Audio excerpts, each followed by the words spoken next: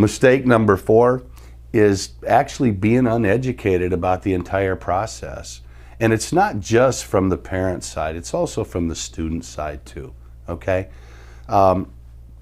Parents have to be educated, students have to be educated, and you have to attack it from both sides, from both angles, and bring it down in the middle.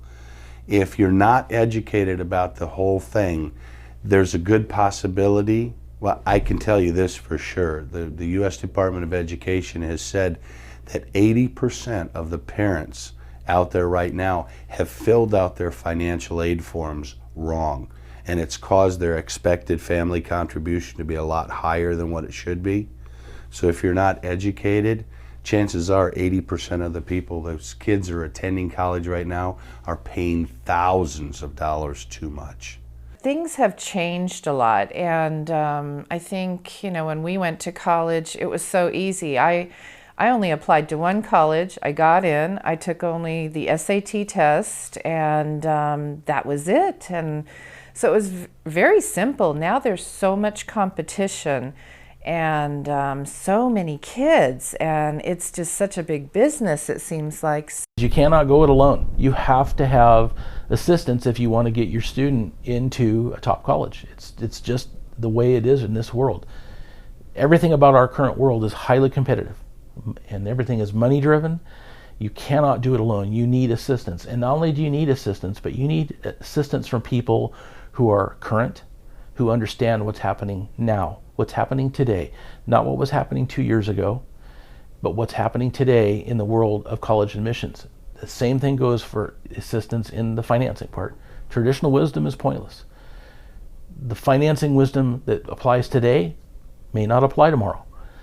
So when it comes time to get your student prepared for school, which is about 7th or 6th grade, you need to start looking for help. You need to start looking for someone who will monitor, plan, adjust, and adapt to the changing college admissions world and the changing financial world if you want to succeed. He was focused on how are we going to fund this? The cost of education is, skyrocketing, and within California, we thought we were going to be paying in-state tuitions.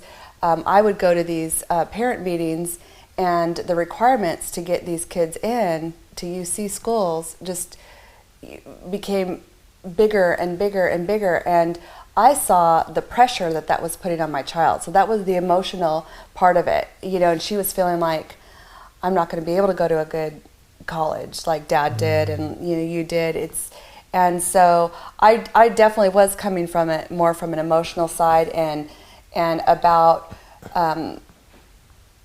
finding a way to assure my child that it's going to be okay, we're going to find a way, we'll figure it out, and then helping her find what she wanted to do seemed daunting because there was discussion in our family about how expensive a college education is, and she's the kind of kid that she didn't want to waste the opportunity and waste the money. So I was really coming from it from a place of supporting Tori and assuring Tori and helping her get answers so that she would have a direction and she would not feel as much anxiety.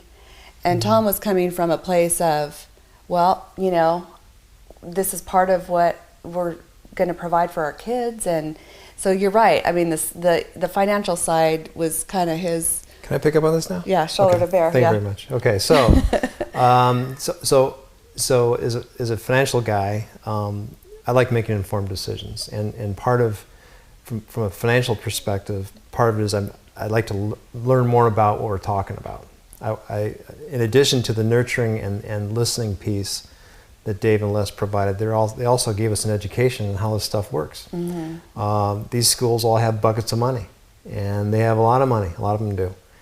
Which kind of piqued my interest. Oh, they do that? Yeah. Okay, well, that's good then. So I want to learn how this process works amongst private schools, public schools, in-state, out-state, how this whole thing worked. Yep. And as they were able to explain how this worked and where the resources come from and the endowments and the other resources that these institutions had, then I was able to start connecting the dots, understand, okay, this is how this works. And once I understood the landscape of how this works and how parents like us approach these institutions and put our children in a position to qualify for this money, then it really started to take hold. The color came into it. I really understood it. Okay, yeah, let's pursue it. Mm-hmm. And to their credit, Dave and Les provide that education, provide that insight, which enabled the whole thing really to start rolling once we understood it better. The schools really are pushing, at least her school, her high school is pushing doing everything online.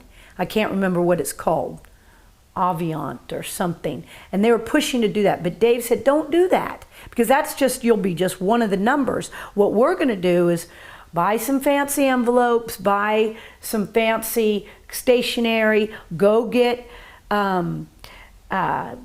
references from several people. There were a couple other special little things that he said to do, because that will make you stand out, which makes sense. And people do that when they try to get jobs and stuff. So that was an extra special thing that I know we wouldn't have thought of on our own. So I'm sure that, that was a good thing. I'm sure that helped. And also, she had done some special things. She got her gold award for Girl Scouts, and that was put into the, all of those little things, the community service that she'd done, went on the applications and on her little, I guess, resumes or whatever she wrote. But that was something special, those envelopes, and done a little differently, that the schools didn't even want her to do that way. But Dave said, I think this is better. So I think that was one of the reasons why she was accepted into a lot more. He said, sell yourself to these colleges. He said, we want to pin it down to 2 colleges fighting over you. Yeah. And that was one thing he said. She did her gold award. He said that they're looking for leaders. And in doing your gold award, everybody was impressed with her gold award. Yeah. I mean, she worked hard on that for a long time, didn't she? And she had to rent the school out, and she set up a girl empowerment camp, and she had about 30 kids supplied. So she had to have insurance, she had to have a first aid person there.